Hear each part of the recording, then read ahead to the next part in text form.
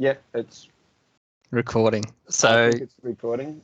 yeah, so sorry guys who have sat through this before. I'll try and keep it quick. My name's Brett Toll. I work for NPY Women's Council, which is an Ngaanyatjarra, Pitjantjatjara, Yankunytjatjara Women's Council.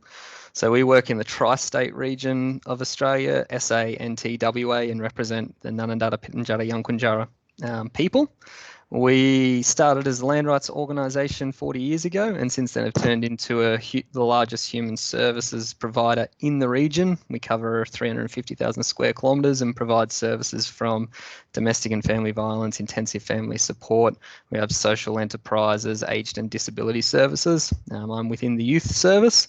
We're the biggest team here at NPY, and we offer everything from case management, recreation diversion, AOD, early intervention camps, workshops and resources. We have education, boarding school projects, advocacy projects, employment projects, a whole range of things to support young people living on the lands. Cool. So great take two. Thank you. So we'll just jump into it then. This is about cultural safety. Yeah. Yeah. So if you want to pick up from there. Cultural awareness training within organisations. So we work with Anangu people from the lands, and that means that all of our staff have to have varying degrees of interactions with Anangu people from the land. So our receptionist obviously is fielding calls, and we have our admin staff such as finance, which might be assisting employees with like timesheets, pay slips, that kind of stuff. And so what we've done is kind of grade it into levels of cultural awareness that people require. So there's an elementary level of cultural awareness that everyone requires. And then when we jump into our case managers and people who are working directly on the ground with people, that requires another level of cultural awareness. The management team, again, requires a deeper level of cultural awareness because they're providing guidance to staff who are, dealing with these issues and coming up with these barriers. And we really need our team leaders and management positions picking up on nuances and really providing good support to staff. And then our executive, again, needs an even deeper level of cultural awareness. So we see it as a really scaffolded, staged journey. And it's not a tick in the box. No one achieves cultural awareness regardless of how long they're at the organisation. So Suzanne Bryce, she works in our nutrition program. She was at the founding meeting of NPY Women's Council 40 years ago. And if you look on our website, there's a video under our recruitment section for work for us. And one of the things that she says in that is, the culture is so complex, you can never hope to have any great depth of understanding of the culture. And that's coming from pretty much our most experienced non-Indigenous staff member here. So it's always a journey and it's always learning. And how we go about that training in our organisation is we do formal sit-down induction training, and we apply that 70, 20, 10 rule to it. So, 10% of it is that formal sit-down induction training. 20% of it is the professional supervision with your line managers. But the 70% of it is that on-the-ground experience and working. And one of the things that really underpins NPY's working philosophy is Malparara Way. And what Malparara Way refers to is friends. And it's the word doesn't have like a great direct translation, because when I say Malpa, I might be referring to my co-worker, but I could also be referring to my phone or my digging stick or a tool. So, Malpa, it's interesting. It's an interesting word. But what that means is we work alongside each other. So our non-Indigenous staff need Indigenous staff to work alongside to break down those cultural barriers, to guide us around the park, so to speak. And for our Indigenous workers, having their Malpa gives them access to the Western knowledge systems and gives them better understanding of the framework in which, we're funded and operating. So does that make sense to everyone? Did anyone have any thoughts or questions or want to ask any more details on something around that? Yeah, sorry, just keen again.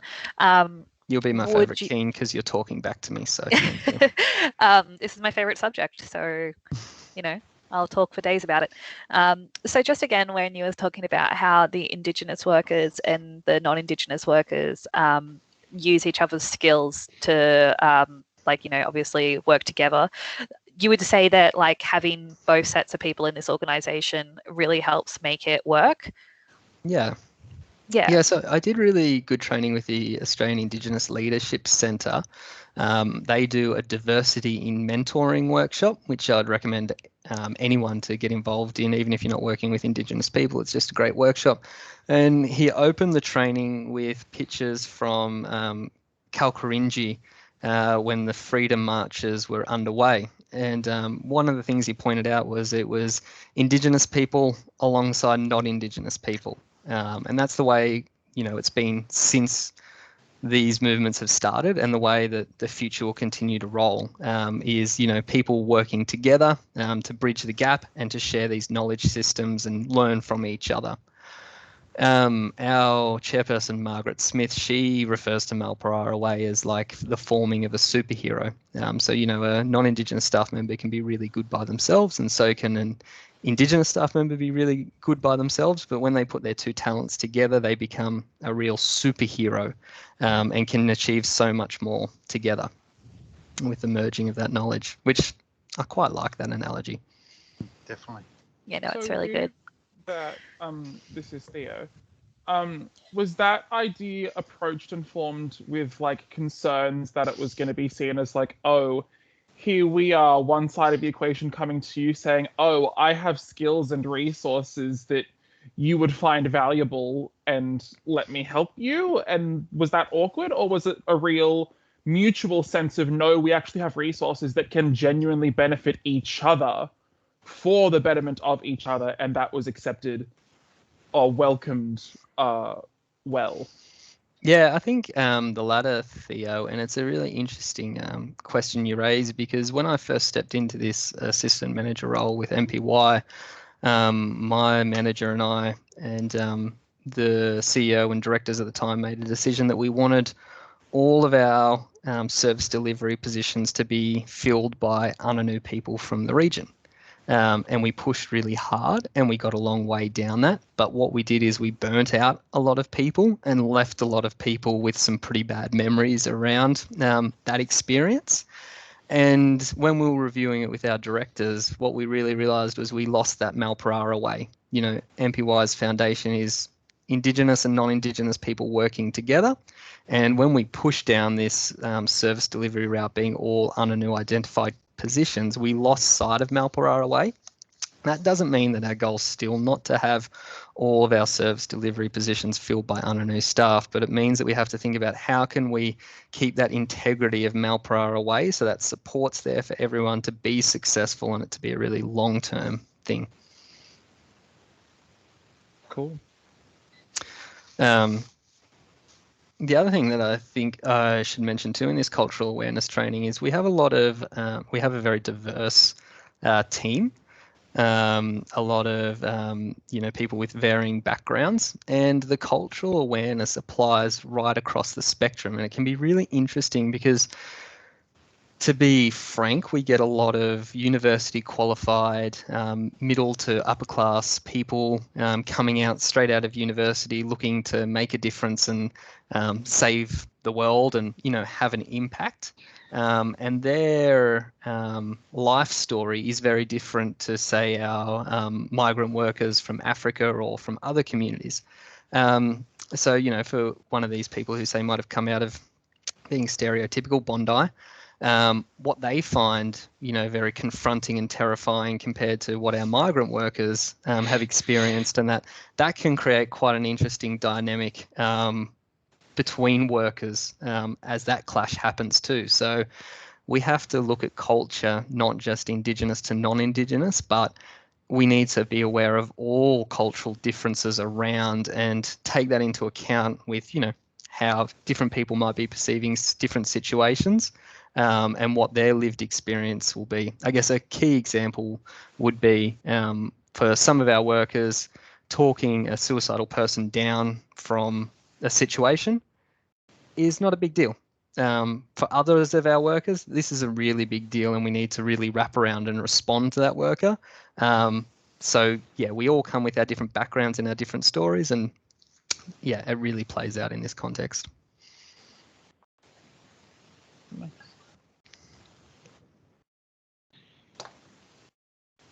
Sorry, Kylie, I can't hear. It looks like Kylie's talking, but we can't hear. Yeah. You might have turned off your microphone. Okay, hi. Gotcha. Yeah, I got the other one off too. So do you, in that kind of situation where you're have certain different demographic meeting together, and if there is a clash of opinions or on how to deal with, or, you know, biases or whatever comes about, how do you in management styles deal with that? Do you have like group activities to bring not just them, everybody together, or? Yeah, good question, Kylie. It comes down to a case-by-case situation. Sometimes people are really happy to sit down and work it out together, but sometimes we have to be a bit more diplomatic and nuanced around it. Because we're out here working with Anangu people and everyone has that common interest of wanting to support Anangu, it's really easy in those situations where we can't just sit everyone down and have a conversation and explore those differences to get one of our directors or senior members involved and get them to help facilitate discussions around it.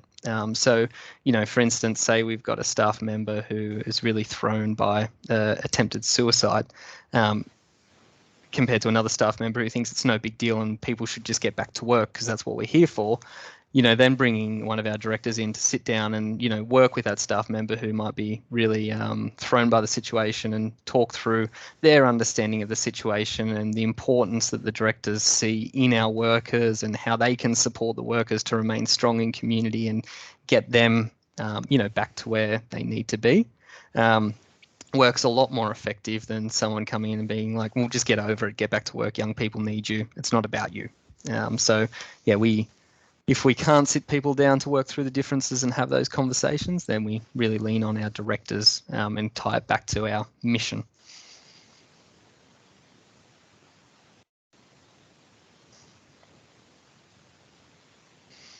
What's the next point up there, Bretto, that we had? Employing Aboriginal people in key worker roles, which I touched on a little bit around that effort that we made around having all of our frontline service delivery positions being Anangu positions. And it's something that we really struggle with, getting Anangu people into these leadership positions. The education out on the NPY region is really poor. Most people leave school with a level 3 equivalent reading, writing and numeracy. So then, you know, liaising with government, dealing with multi-million-dollar funding contracts, and that is a big leap to make when you don't have an adequate education for it. So we need to have Anangu people in these roles, because if young people, I'm speaking from a very youth service context here, if young people don't see themselves represented in the organisation and in these roles, then they don't have a way to connect, and it really limits aspirations in this. So again, here is where we work really Malparara way. So the directors meeting that I just left, who Azaria is still in there, working with the directors. Azaria is a much, in the hierarchical structure, lower worker on the chain, but we always go together to these meetings. So, you know, even though I'm in a leadership position, as often as I can, there's an Anangu person with me, informing me, helping me in these meetings, which then ensures that Anangu voice is front and center at all times in these meetings and in these positions. And through that working Malparara way and bringing people along, that's how we hope to bridge that gap of knowledge. And we have some formal strategies too, to hopefully support people into these key worker roles through that shadowing, I guess, is a easy metaphor to use. And can I just ask, you talked a lot, some of your programs are very focused on education. You talked about boarding school programs and the like. Is it your focus to sort of really support the education of the young people and bring them through the organisation? Yeah. So at probably the past 2 years, that's where our directors have really focused our efforts on not only supporting young people to go away to boarding school, but really wanting to improve the standard of education young people achieve in community. And another major focus is that transition into employment. This particular problem doesn't change when it goes from Indigenous to non-Indigenous to any group, but as you know, in like a community services context, for people trying to make the jump into more secure employment and, into having better outcomes, it's a real chicken and egg situation. So in our employment program, for our employees in that to attend work every day, to be ready on time, to be focused and that sort of thing, they need really stable environments. And we're at the closing stages, and of the 5 participants currently in there, 2 of them are what would be categorised as homeless. However, to bridge that homelessness gap, you need accommodation. And in Alice Springs, like many places, you need a really well-paying job and good rental references to be able to bridge that gap.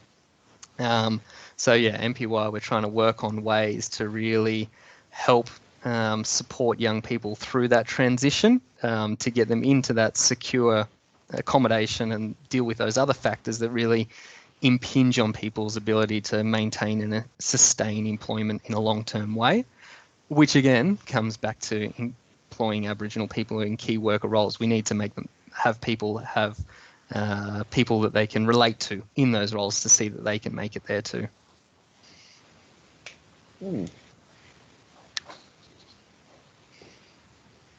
So I don't know if there are any questions to that one around the employment of Aboriginal people within organisations. I think the next one is something similar, but it's probably more representation on consultative committees from memory, or for instance, your board of directors. You've mentioned that a few times. What's the makeup there? Yeah, so NPY is a member-led organisation. Members are the women of the NPY region. And every year we have this great big AGM out bush somewhere. So we'll have anywhere between 100 to 200 women descend on a bush camp where we hold our AGM. We have all of our teams do the reports, just like a normal AGM, except it's just in the middle of the desert somewhere. And at these meetings, the directors are nominated, they're voted on, and then the directors provide us with that strategic guidance in the organisation. But coming back to Malparara Way again, any forum that we go to, that recently we have a 10-year strategy that's coming out in Northern Territory, it's company practice to always bring people along to those meetings to have a say. So that way Ananu Voice are in those meetings. And unfortunately, I would say 90% of the meetings that I attend, it's the NPY staff that are the only Indigenous staff in the room. So there's still a long way to come in that space. But it's something I think there's a real appetite at the moment to really change and have Indigenous voice in those conversations rather than the likes of me sitting down talking about what would be best for people in the NPY region. Hey, quick question again. So do you know why this happens, that you only have majority of your staff turn up and not outside community input? Yeah, I think it comes back to an organisational approach. So I believe, from my perspective, which has rose-coloured views probably, staff within NPY really feel like they have a voice and they can raise problems and they are listened to, and when suggestions are put on the table, they're actioned upon, and that staff feel supported to go to these forums. So, before we go to the forums, we make sure staff understand what the forum's about, what the conversations are, what the outcomes of the meeting, hope to be. And it's not just simply just passing on the meeting agenda, it's making sure that someone actually understands the whole context and has a good understanding of it.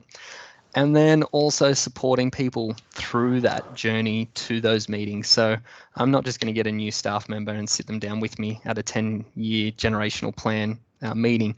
That's going to be certain staff members who, have come to, firstly, local community consultations, have come to meetings within NPY to, cut their teeth and build that confidence. So then when they do get to a bigger forum where they are a minority, they have the confidence to speak up and feel heard.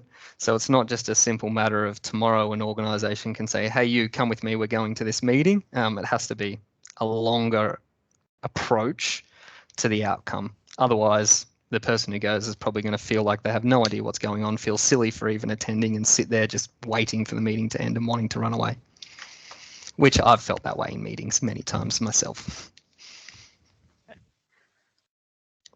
Keen again.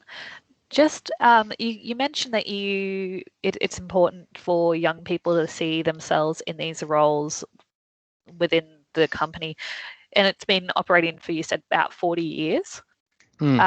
What changes have you seen in the community in that time when it comes to young people's ambitions? Yeah, well, I can only really speak for the last decade that I've been around the lands, and the older generation, so our directors, they have a really good education, like reading and writing in both Pitjantjatjara or Ngaanyatjarra or Yankunytjatjara and English is really strong.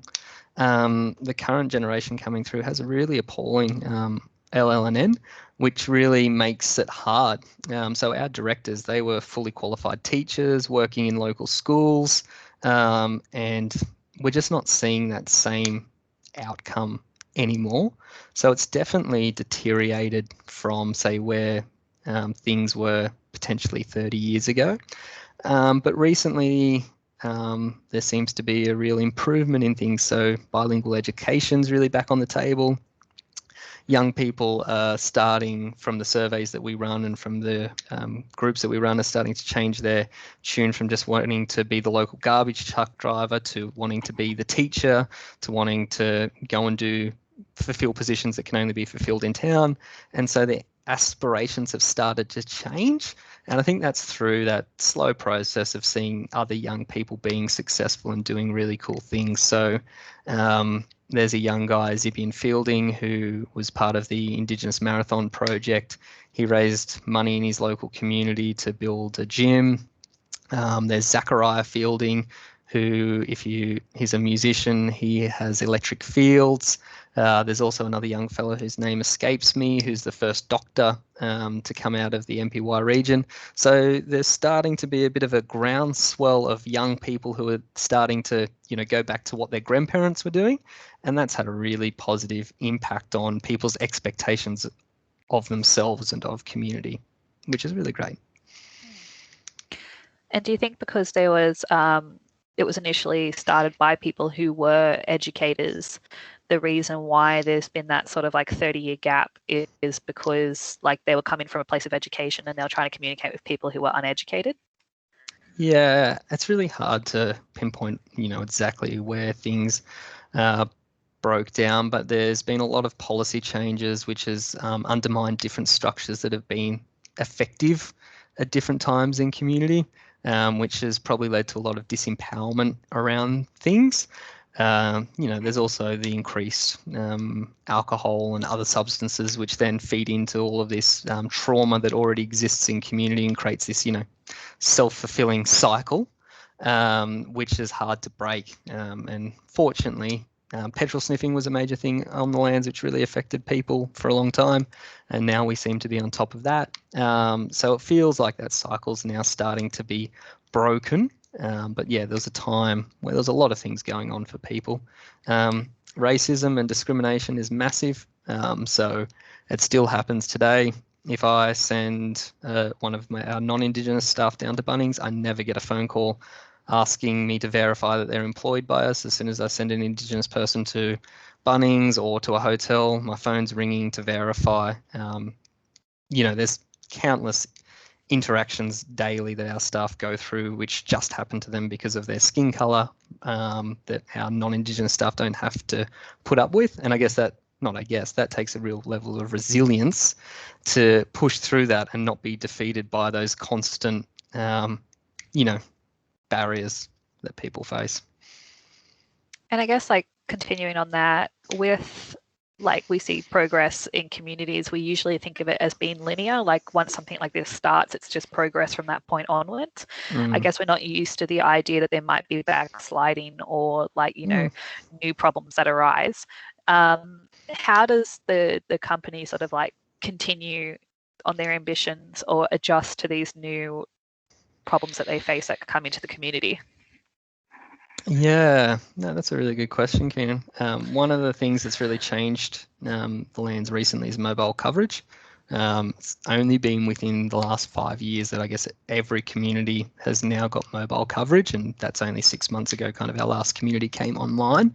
So that's been a brilliant opportunity for us to engage with young people in that online space, but also has brought to the lands a new possibility of bullying and, fighting, which just was never possible on the scale that was before. And so whenever we tackle challenges, there's two philosophies for NPY. One is first, do no harm. So we are not going to rush in and do something that then has the potential of having further harm. We'd prefer to sit and watch a problem unfold than get involved and create a worse problem. I guess, Afghanistan would be a great case in point where at the moment that philosophy wasn't followed. And then the second thing is action research.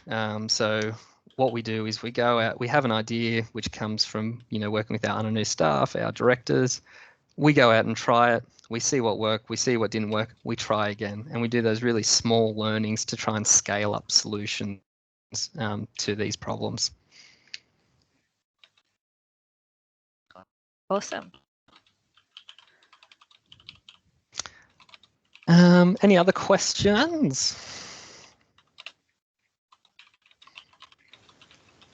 I'm going to go on that list. There was a reference there. Theo raised in. So I think there's one other thing from sort of the Glendale crew. Theo raised a question yesterday in class. I don't know if you want to sort of ask Brett.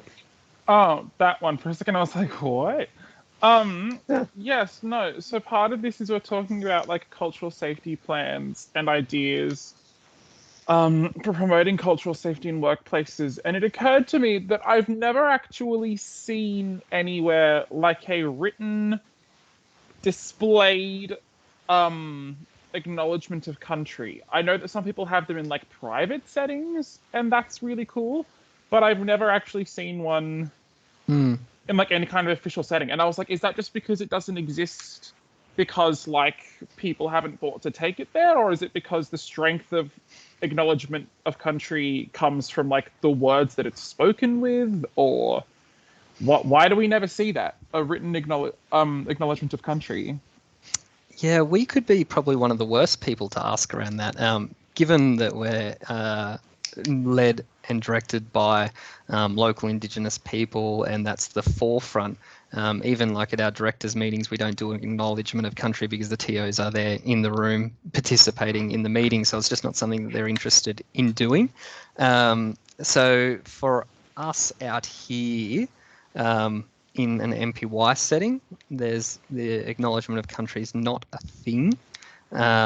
But I know we went down to Richmond Football Club a couple of years ago, and they have acknowledgements of country in their main administration building as you walk in, which is a really nice display. And from chatting with some of our directors around that acknowledgement of country, because I feel awkward about whether I should or shouldn't do it or whatever, they say their stand is basically that that's for non-Indigenous organisations to acknowledge the country that they're on. If it's an Ananu organisation working in Ananu country, then the acknowledgement of country seems silly because they say, you don't thank yourself at the end of the night for staying in your own house, kind of thing.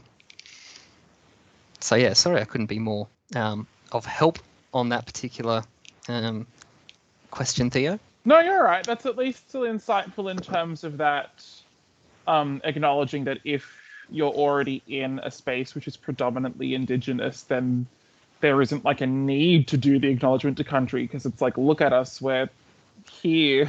Yeah. What more do you need? No, thank you. Yeah. I might Anthony might have a few. The Belmont crew, and I know you've got a list of questions. They have a lot of questions around partnership, sort of who do you partner with. So in thinking as part of cultural safety is about partnering with, and you've talked about the Malpa Way partnership between Indigenous and non-Indigenous, but more specifically about, I think, Anthony, it was community services that you work with, sort of Indigenous and non-Indigenous working together. What makes for a successful partnership? What are some of the things that make for good partnership? Yeah, is that correct, Anthony? So some questions around partnership. Yeah, that seems to be the gist of it. I guess, yeah, maybe there's some examples of that non-Indigenous services and Indigenous, or just what makes a good partnership across services. Yeah.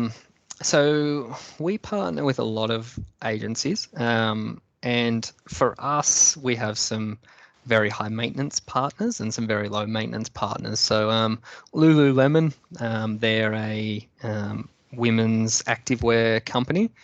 They've been a great partner for us, and they're funding part of our Indigenous Employment Iwara program. And they give us $30,000. They came to us during Black Lives Matters and said, hey, we want to give back a little bit more. We have $30,000. Do you have use for it? And basically it was, yep, that would be great. And they say, great, here's the money. We don't need a project plan. We don't need a report. We just want you to spend it how you want to spend it. They didn't even put it on their website that they donated that money. And so people who seek partnerships who need a lot back out of it are very unproductive. So, we then get some people, this is a real example, who donate a box of footballs and want us to do more reporting than what I get on a $1.2 million grant. Because they need to put it on their website, they need photos, they want how the balls were used, blah, blah, blah, blah, blah. And you can see in that partnership, they're actually doing it more for themselves and for what they can get out of it than what the organisation that they're partnering with can get out of it. So to start with, the motives are very important. If you're picking a partner who just wants to get something out of it, or if you're trying to partner with an organisation who just wants to get something out of it, it doesn't work particularly well. We've got a really good partnership with Richmond Institute of Sports and Education. So they're partnered with the Richmond Football Club, and they deliver Cert 4 training and a few other certificates. And we host around 20 of their students in the NPY region. They help us deliver school holiday programs. And that's brilliant because we need extra support during school holidays. We don't have any extra money to bring people out. They cover that. We give them that cultural experience where they learn skills working in culturally diverse places, and also a really big foot in the door when it comes to gaining employment in this setting. And they help us out with school holiday programs. So it's a perfect relationship where both organisations are prospering out of it. And I think that's the key to partnerships is it doesn't have to be Lululemon where someone's just handing over $30,000 and turning their back and walking out. It's where the partnership can legitimately be mutually beneficial for both parties, and you're willing to work together through the ups and downs. And so for the Richmond thing, one of the things they have to do to come out here is they have to get all of their students have to have a national police clearance, 3 working with children checks, and 3 land permits. So that probably takes their team about 2 weeks just to get through all of that paperwork to get people out. And so, yeah, there needs to be that back and forth. We now have our HR team that support them through that process just to make sure when hurdles are hit, you're willing to negotiate and work together to come to a good outcome in that situation. When you reference 3 land permits, I understand the working with children check. What was the other one? The National Police Check. Check, yep. And yes, so we work in the 3 states, Northern Territory, SA and WA. And for the Northern Territory to go to the remote communities out here, you need a CLC lands permit, which is Central Land Council. And that's the Land Council authorising you to be on Indigenous land. In the Ngaanyatjarra lands, you also need to do the same thing, but that's through the Ngaanyatjarra Aboriginal Council. And on South Australia, we're on APY lands, which is the Ananu, Pitjantjatjara, Yankunytjatjara lands. And we have to go through APY executive again to get permission to be on those lands. So all of our staff have to do that. And some of those require a criminal history check within the last 3 months before issuing permits as well. And since COVID's come out, there's all sorts of COVID declarations and all sorts of hoops to jump through to try and keep communities safe throughout COVID. So yeah, at the moment, it's quite a hard process for anyone to get out there. Not a hard process, it's quite an administratively intense process to get out there. Just a question from me. Why do you need permission to go out onto those particular communities if you are actively working in and around them anyway? Yeah, it's interesting because our same directors are the directors that are on, the Ngaanyatjarra Council Board and the APY Executive Board and the CLC boards as well. So it's our directors who are approving our permits out there. But there's so many Indigenous organisations out here. We need to work together and I guess play subordinate where it's required. So in the entry into the lands, we could argue all day long that our members want us out there and our directors want us out there, and we can go, and legally some of the states we can just enter without permits, but acknowledging the processes and systems, we follow those through. And I guess another situation could be similar is in the education space. We're very vocal and we have our very set views on wanting bilingual education, wanting local communities to recruit their own school principals, wanting Ananu teachers in the classroom leading, not just assisting. But we also recognise that we're not the lead voice in education. So if people come to us wanting to talk to us about how to change education, how to improve the system, yes, we'll give our input, but we'll make sure they go to the schools and talk to the schools because they are the subject matter experts. So, just trying to be really respectful of the authority that each of the other Aboriginal organisations have in the region and their areas of expertise. Yep. Okay. So who? It's going to be a weird one, but who implicated or who initiated that? Was that, say, a government initiative to keep people from the communities, or is it from the community to keep themselves separate from? I don't know how to word that question. I'm sorry. Yeah, no. So what it is the native title land is private land hold. I think the official legal ramifications is anyone can travel on the gazetted roads through the communities, but no one can go into the communities. But because it's private land, it's just the system of getting permission to be on private land. So right. Okay. Cool. I think legally you could drive from Alice Springs through to Perth without a permit, but it would just mean you couldn't stop in any of the communities or stop anywhere along the way. You just have to stay on the road, which would be near impossible. And because when they were doing land rights, they couldn't make the NPY Region 1 Land Rights Act because it went across 3 different states and jurisdictions. It had to be broken up by state boundary into a Northern Territory, WA, and South A. Cool. Thank you. Brett, I can't help but think from a cultural safety point of view, just this idea and the importance of being aware of protocol. I had a chat, and I was saying to a few of the crew in the class yesterday, talking to Jake Ridgway, and his disappointment with a local institution that, he was championed by, but really felt a bit disappointed that there was a real lack of protocol. And an awareness of following protocol. They were more interested, as you talked about before, in perhaps their own gain. And just all that stuff you were talking to me, that respect for protocol is such an important part of, I'm thinking, cultural safety. So an awareness of it first, being aware of what protocol is, and then actually following through. Yeah, it's really important, Jamie, and it's important that the organisation prioritizes that cultural protocol. It's all well and nice to say that we work in a culturally appropriate way, but it's really hard to suspend programs on a multi-million-dollar program because of cultural reasons. So being willing to put the money where the mouth is when it's very inconvenient is hard. And I guess just as I said before, it's very much a learning process. Like, I've been out here 10 years, I still make mistakes on the daily, and it comes back to that Malpara relationship where my Malpas are willing to spend the time to me with to say, hey, Brett, you're really stuffed up here. This is what you need to do, and this is what you need to do to make it right. And that I have the energy and invest in taking that on and seeking out that feedback, because I'm probably always going to make mistakes.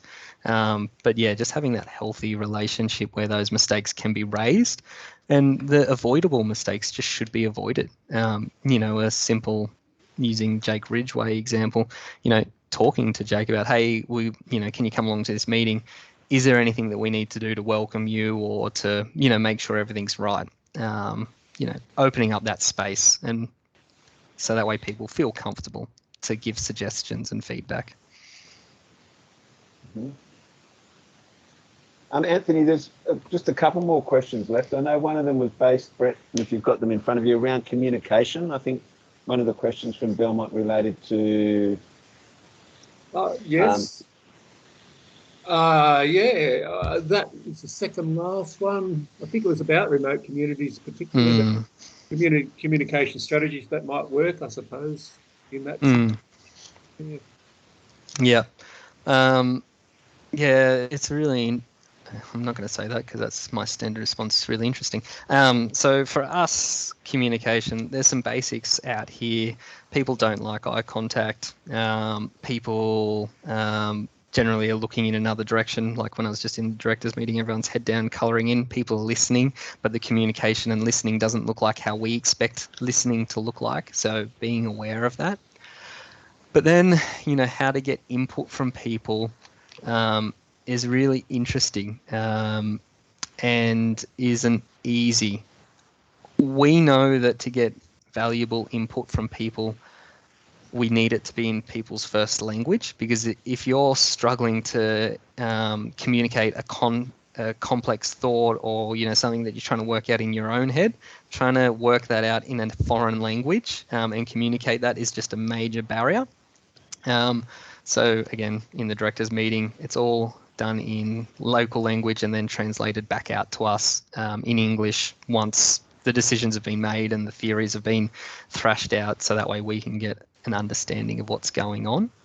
The other thing is just having space and letting people take the conversation where it needs to go and not rush it.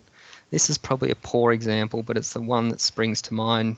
We were running new worker training out in a community, and I had one of our local staff deliver an introduction to email, and they spent a lot of time making sure that everyone had quick parts set up on email. So I don't know if you guys are familiar, but Outlook has this quick parts thing, and it's basically just templates that just drop automatically into your email.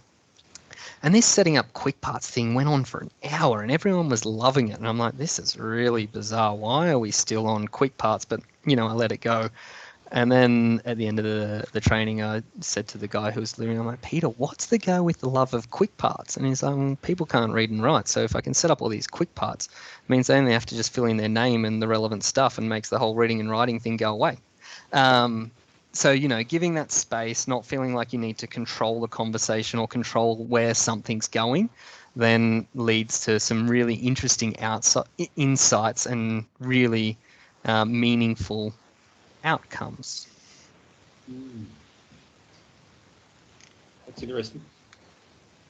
Yeah, and with that example with Peter and the quick parts, it's something I should have thought of, low LL and N.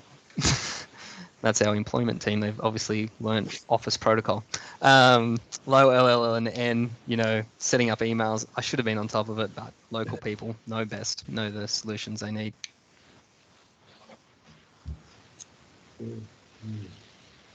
Yeah, thanks for that. Anthony, is there any more there from your... Well, there's the last one there. I wouldn't mind asking it. I'm a bit curious. I mean, there's these fancy words, self-determination and community control, and are they just fancy bureaucratic words, or are there, things that do happen that show that these terms are actually real and can happen? So yeah, why don't It's really hard to do that well, the self-determination and the community control. For NPY, we really were founded in a really strong way, representing women's rights during the land rights movement, and it started from that self-determination aspect. It wasn't some white fella starting NPY for someone. It was the women starting an organisation to represent what they want, and has always remained community controlled and community led.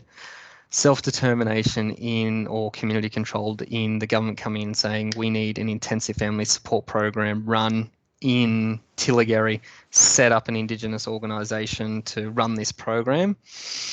You can see where it gets tricky and where the whole self-determination and community control starts to get a little bit undermined. So for NPY, with the exception of our intensive family support program, all of our programs have been started by needs identified by our communities and our directors, which then we've either made the funds available for or approached government for funding for. So our programs are really self-determined and community-led. So yeah, it's got to be done in the right way. And the right way, I guess, for me, the way I see it is those Aboriginal land councils and Indigenous organisations that exist and are strong and are seen as representative of the people, coming up with the programs and the ideas and the ones that are speaking to government saying what's required. At the moment, there's a massive push to fund community-controlled organisations, which we at Women's Council are a massive supporter of. But we also believe the government needs to invest more heavily on setting Indigenous companies up that are sophisticated enough to deal with these new programs and to effectively implement these programs, because right now there's a whole lack of service delivery in a whole region across the Northern Territory, because the government is giving the money out, but the organisations that are receiving it don't have capacity to run the grants, which is then this cycle of disempowerment, because what happens is, we had an Indigenous corporation, we were funded, we weren't able to deliver it, the government took the money off us and gave it back to some non-Indigenous organisation. So again, playing the long game and doing things in the right way, it might mean that we don't have an Indigenous organisation running this particular program for the next 5 years, but we're working towards a sustainable outcome that people want to achieve that self-determination and community control. We saw that in the territory and in the region when ATSI was removed, where it was really government controlled, and they handed all of this money and all this power back over to Indigenous corporations that were set up to receive this money, and things just failed. Assets went missing, people come in and committed fraud, and then the government basically said, you can't manage your own money, we're setting up these shires that will be run through the LGA system. So that's hard. It's a really good theory, and when done well is definitely the way to go, but it's more complex than just saying you're in control, let's go.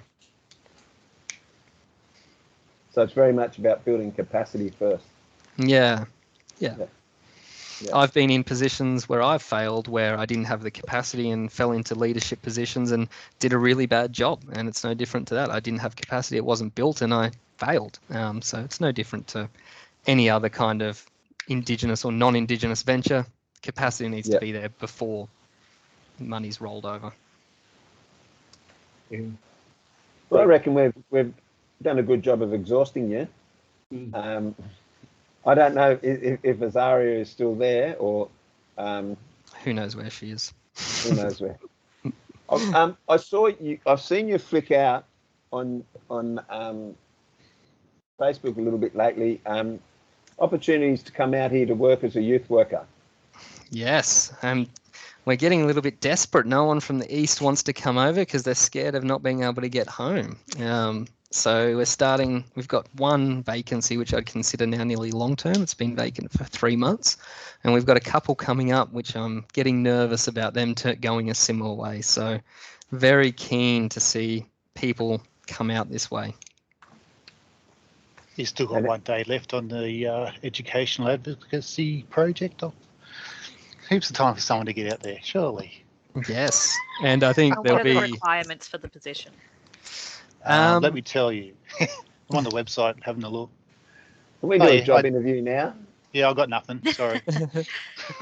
For the youth worker position, the 3 main functions of it are sport and recreation, which is like basketball, softball, football, rec shed, bush trips, arts and crafts, those kind of activities.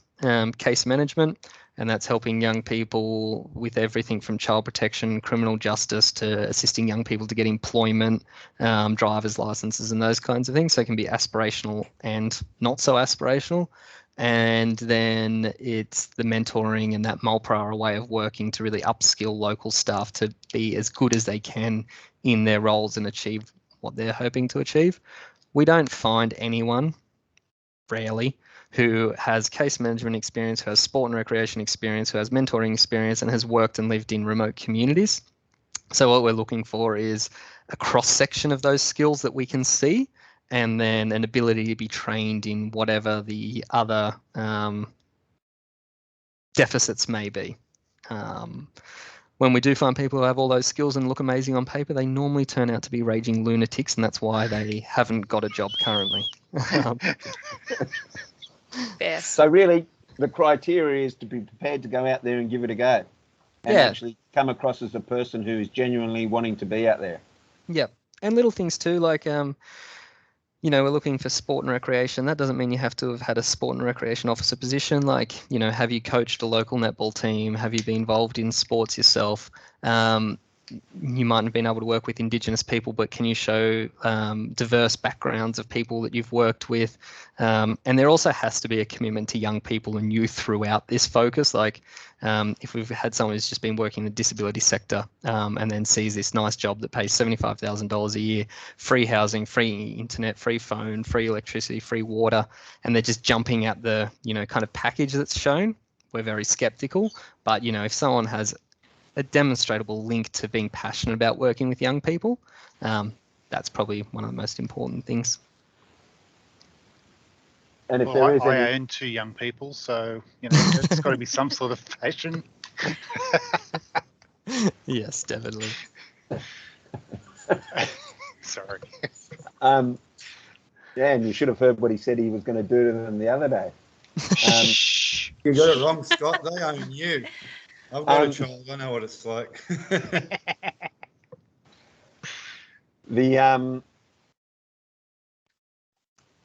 Your contact details, I can share that.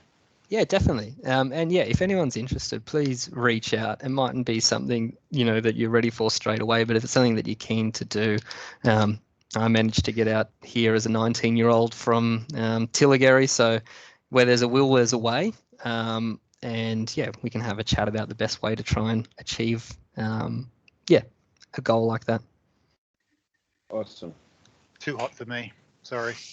Well, it was 2 degrees this morning, so this is probably the right time. But yes, come summer, deserts get cold, Scott, at night. Say what? Deserts get cold at night. Yeah, but it's the 45 degrees during the day. You got any trees that need chopping down out there? I'm sure Scott can help out. I just want to know what the surf's like. There's a few rock holes, and if you jump in, you can make a little ripple, but beyond that, it's not real good. All right. Well, I was just going to say, any final questions from anyone? Yes. No, it was really good and informative. Hi, Leslie. I'm just about domestic violence resources. Anything in particular on the domestic violence resources front? You have like refuges, court support, financial assistance. Yeah, so the DV team is our second largest team here at NPY. And we partner with the Alice Springs Women's Shelter to support people coming in, but quite often if a person needs accommodation, we'll find accommodation out there on land. Surprisingly, even though it looks like a desert, there are lots of workers' accommodation, that kind of stuff that we can access people to. On a case-by-case basis, it seems that the DV team is now more trying to not move the victim out and trying to make arrangements for the perpetrator of the domestic violence to leave. Is that safe? Where in the circumstances, if we can, because I guess the goal is we don't want to be disrupting kids from school. We don't want to be disrupting women from work and their local community. If we can get, no, you're right. If we can get the perpetrator out. And a lot of work in prevention and understanding violence. The domestic and family violence team doesn't work with men, but we have the Uri Kulunjaku team. And what they are, they're a group of senior men who sit together and who work on strategies that reduce domestic and family violence and talk about the impact of intergenerational trauma and how that impacts young men and what we can do to kind of break that cycle. So there's a really good book which will be on the website. There's actually a YouTube video that I'll send you. There's an animation of it called Janama and, I can't think of the last name, which is the story of a young fella who's, having a really hard time at home and, going down the wrong path. And then basically an uncle steps in and helps reconnect him with culture and the roots and that kind of stuff. And we have we have an amazing amount of stories of men who have, read the book and who have changed behavior to really support their families and their children. And it's, even though it might be like seen as a book written more towards kids or to young people, it's really a how-to guide to, rebuild that connection with young people and nurture that family unit. Yeah, it's all about kinship too, isn't it? Yeah. Yeah. Okay, fabulous. Yeah, that's great. And the DV team also are regularly recruiting, as they are the biggest team here. And I guess just to put it in context, most people, when they go out to a remote community, will probably stay there for anywhere between 18 months to 3 years. So when you have a staff of, say, 20 people out bush and someone lasts kind of maximum 3 years in a remote community, there's always opportunities coming up. So if you ever do see a job and you're like, that's perfect, just know that in all likelihood that job will come back up in 3 years' time. So you can build towards it. It's not a once in a lifetime opportunity. That's great to know. Yes. Yeah. Thank you very much. That's very helpful. No worries. Thank you, Leslie. Thank you. Okay, Brenda. No, Kylie. Did you want to ask a question, Kylie? Sorry, Mike. Just extending on Leslie's question. So do you have like dry communities out there, and with your liaison officers, are there a lot more police, Indigenous police officers out there now than there was before to liaison with those community members? Yeah, so all our communities are dry. Alcohol gets in there from time to time and that kind of thing, and has varying ranges of impacts. Sometimes it's fine. A lot of the time it really causes problems. The community liaison started to build traction, I feel, before the murder of the young man, or the alleged murder of the young man in Yindamu. But it's a really hard space for Ananu to operate, because even if they're in just that liaison role to support people, when they're having conversations with police, the moment that someone's busted for any crime, it just gets pointed on that liaison officer, you've dobbed me in, or blah, blah, blah. So it can be a really hard space for local people to occupy. But what the police forces generally try to do is keep people within their region, but not actually in their home community with their home family. So that way, all that cultural knowledge and understanding of the way communities works is still really relevant, but you don't have the situation where families are blaming a particular person on someone being locked up as much. So yeah, it is complex work for those individuals that do it, but there is as you asked in the question, there are more people going through to become fully qualified police officers as well, which is great. So you see a difference now than you did, say, 5 or 10 years ago from where you started, or it's just a slow integration of it all? To be honest, I'd say when I first got out here a decade ago, it was probably as strong as it is now, but there was a big dip in the middle. And who knows what the incident in Yindamu is going to do over the next little bit. Maybe it's going to cause another dip. So I guess it's these ups and downs, just like the seasons. Hopefully each season gets better and builds on the last one. Yeah. But yeah, it definitely cycles around. Okay, awesome. Thank you. No worries. Well, thank you again, Brett, for sharing, so much valuable knowledge that you've gained in that time from that young fella at Tilbury, putting up with my son and, yes, me next door in the shed. Really appreciated that you... and this time I know I've got to properly acknowledge somehow TAFE's formally recognising the support that you give the students. I really want to acknowledge that. Thank you. It's valuable. Yeah, thanks, James. And as we talked about partnerships a little bit earlier, I have a secret agenda in trying to spread the word of work out here in the region and try and, tempt some people to think about careers in this space. So it's great to have the opportunity to talk to people around Central Australia and the work that we do. And even if it's just a, one-off conversation, thank you guys for giving me the time to talk to you, but hopefully some people might research a little bit more and maybe even one or two look at a career in this space, because it's a really great career. I've had a great time and had so many opportunities, and I'm very thankful to the NPY Women's Council and to all the organisations I've worked for and people I've worked with for my opportunities out here. Awesome. Well, I'll share your email with them and the other info you send. And yes, I'll get you those videos. No worries. Thanks, Jimmy. Thanks, everyone. Good luck on your assignments. That was great. Thank you. Thank you, Brett. Thank you. See yous. Yeah.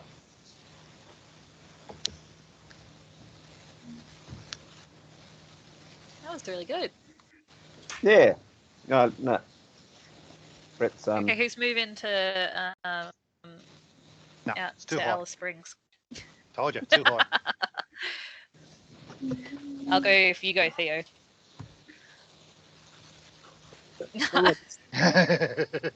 Just for the Belmont guys, I've just sent an email, so I'll sort of meet next week to unpack this, if that's okay, guys. I'll just put it all in an email. But I'll just thank everyone from Belmont for making it to get in at a normal time. Thanks for that. Thanks, Anthony. Thanks. Thank you all. Thanks, Anthony.